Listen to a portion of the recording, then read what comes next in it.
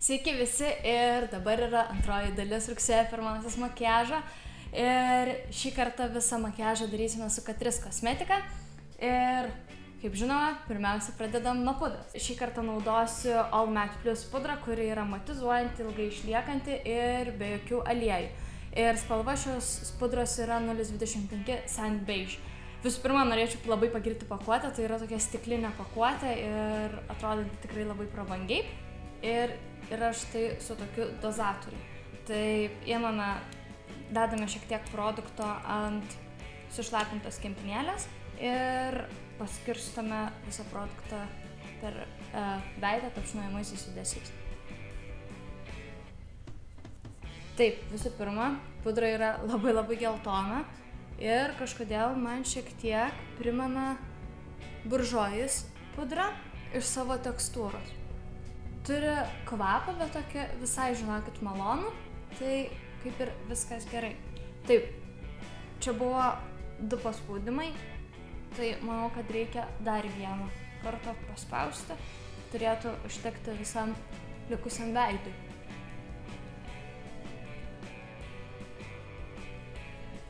Nepamirštame ir po akių zonos.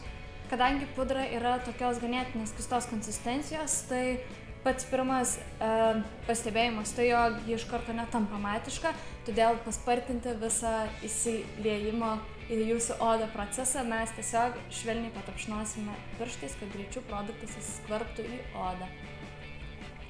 Ir ką galiu dabar apie ją pasakyti, tai jog labai gražiai pasiskirsta, labai graži spalva.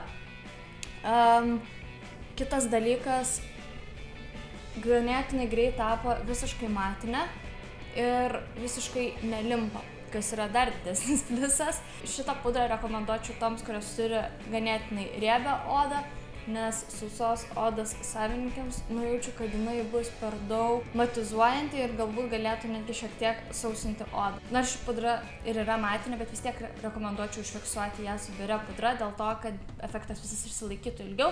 Ir tam mes naudosime iš tos pačios serijos Catrice All Matte Plus presuotą pudrą su šepeteliu. Paėmėme šiek tiek produkto ir paskirstame ant tų zonų, kurios dažniausiai labiausiai riebaluojasi. Tai yra kaktos, nosies ir smakro zona. Ir su šepetėlyje esančiais likučiais švelniai perbraukėme per likusią veido odą. Tiesiog, kad nebūtų per daug stipriai užmatizuota, bet kad būtų tiesiog šiek tiek užfiksuota. Ir kad dienos bėgyje nesubėgtų viskas. Pudra iš tikrųjų dar labiau viską pamatizavo, kas bent jau man yra gerai, nes niekas nenori juk vaikščioti ir atrodyti, kaip būtų surebaluota oda. Tai šitam produktui irgi taip pat didelis pliusas.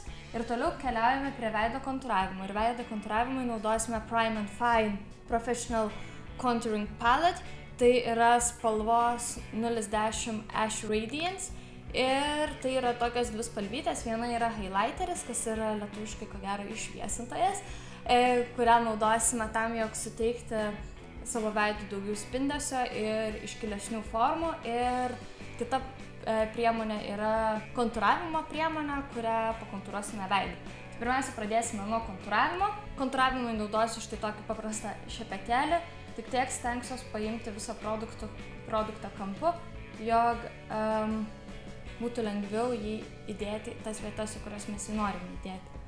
Ir kaip matot, jeigu prispaudžiate į pirštą, jums išsispaudžia šią vietą, tai vat būtent į ją ir reikia įdėti kontūravimo priemonę.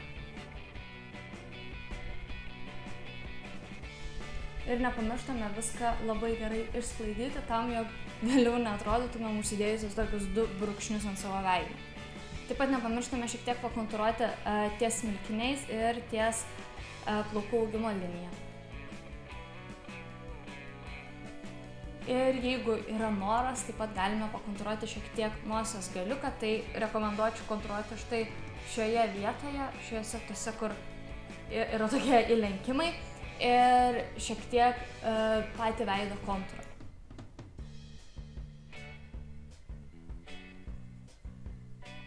Taip, ir toliau be abejo nepamirštame ir išviesintoją. Jį paėmėme su kitu šepeteliu, tam, kad nesusimaišytų produktai. Ir paėmėme šiek tiek produkto, bet būtinai prieš naudojant šiek tiek patapšnojame į ranką, tam, jog nebūtų labai intensyvus makiažas ir tam, kad neatrodytume taip jau esame suprakaitavusios. Ir rekomenduočiau išviesintoje dengti taip, jog maždaug pradėti nuo akies kampučio, štai šios vietos ir tokiais nerūpestingais judesiais viską gražiai pereiti prie štai va šios iškiliausios jūsų veide esančios linijos.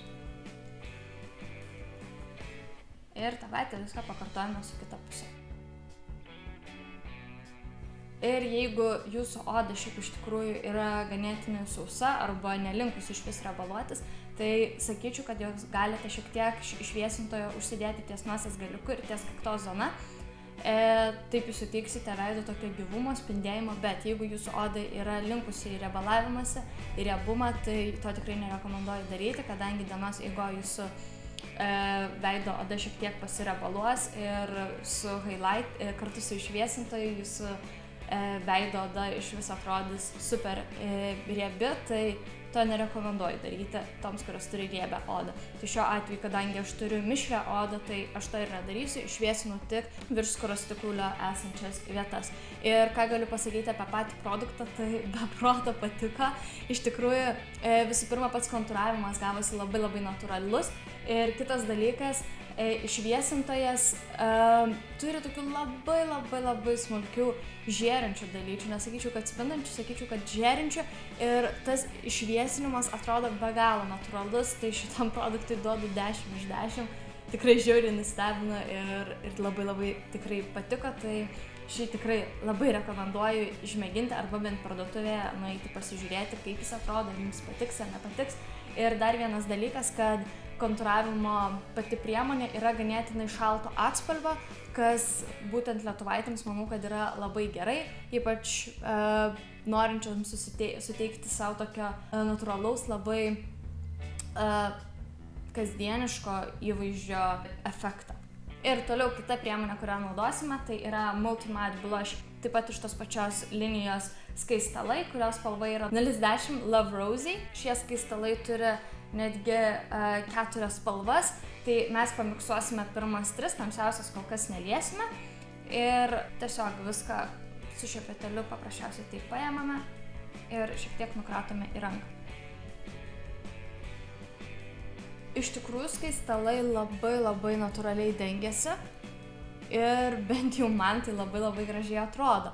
Dėl to, kad nors produkto atrodo, kad ir ėmiau ganėtinai daug, bet iš tikrųjų jo daug visų pirma nepasiėmė, kas reiškia, kad jos bus sunku padauginti, o su tokiais dalykais kaip skaistalai yra labai lengva prašauti ir labai lengva per daug jų užsidėti. Ir kitas dalykas, jo turi tokio šiek tiek švytėjimo savyje, tokio gaivumo savyje, tai manau, kad ši spalva yra labai graži ir atrodo labai natūraliai. Pasakykit, ką jūs manat, nes man atrodo, kad viskas yra labai gražiai čia su šitom visom spalvom ir visa šita linija bent jau kol kas.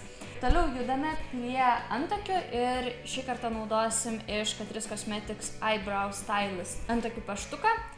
Spalva yra 040 Don't Let Me Brown. Ir vienoje pusėje yra šepetėlis, o kitoje pusėje yra paštukas, tai pirmiausia pradėsime su šepetėliu ir išsišukuosime savo antakių plaukelius. Ir svarbiausia, kad plaukelius šukuotumėm į viršų, ne kaip nors į apačią, nes nieks tokių antakių nenori turėti. Tai šukuojame tiesiog į viršų. Labai gerai būtina iššukuoti dėl to, jog tepėme pudrą, dėjome kompaktinę pudrą ant viršaus. Tai reiškia, kad jeigu neiššukuosime, gali būti taip, jog susidarys tokie pudros gumuliukai, kurie neatrodys visiškai preciziškai ir neatrodys visiškai gražiai. Tai toliau judame prie antakių, kaip ir sakiau. Pradedame maždaug nuo aukščiausios jūsų antakyje esančios vietos ir piešime tokius kaip plaukelius, tokiais nutrūksamaisiais judesiais. Nepatarčiau brėžti labai ryškių linijų, dėl to, kad antakiai rėmina jūsų veidą ir jeigu jūs būsite labai ryškiais antakiais, tai galite atrodyti labai piktai ir labai griežtai. Ir pamažu einame ties antakio priekį. Kas labai faina apie šitą pieštuką yra tai, jog jis yra labai pilkšvo atspalvio, kadangi dauguma lietuvaičių turi tokį į pilkšvumą linkusius tas plaukus, taip pat kaip ir aš, jeigu matote, čia biškį ataugusias šaknis, tai turėtų labai daug kam tikti šitas antakių paštukas ir turėtų labai daug kam atrodyti natūraliai. Ir labai svarbu ties antakio priekiu nepadauginti produkto, kitaip atrodysite labai piktai. Ir kai padažote visą savo antakį, tuomet jį dar kartą prašukuojame. Aš ties antakio galus stengiuosi nešukuoti dėl to, kad pas mane ten yra labai mažai plaukelių ir nesinori, kad nusimtų visas produktas, todėl aš šukuoju tik tais antakių priekį tam, kad būtų natūralesnis įvaizdis. Ir tą patį visiškai padarome su kitu antakiu. Pradedame nuo antakio galo ir einame ties priekiu. Na va, mūsų antakiai baigti ir toliau galime judėti prie akių pravedimo. Ir akių pravedimui naudosim Catrice Matix Dip Liner, kuris yra atsparus vandeniui. Ką rekomenduočiau padaryti, tai jeigu negalite prasivesti tiesiai savo pravedimą, tai pasidėkite vieną ranką štai taip ir su kita atremkite ją, su šia vieta atrinkite ją į savo ranką ir tuomet jums turėtų išeiti nusibrėžti labai puikiai ir tiesiai savo akių pravedimą. Ir pradėsim pravedimą brėžti nuo akies galiuko, akies kampučio ties akies vidurį.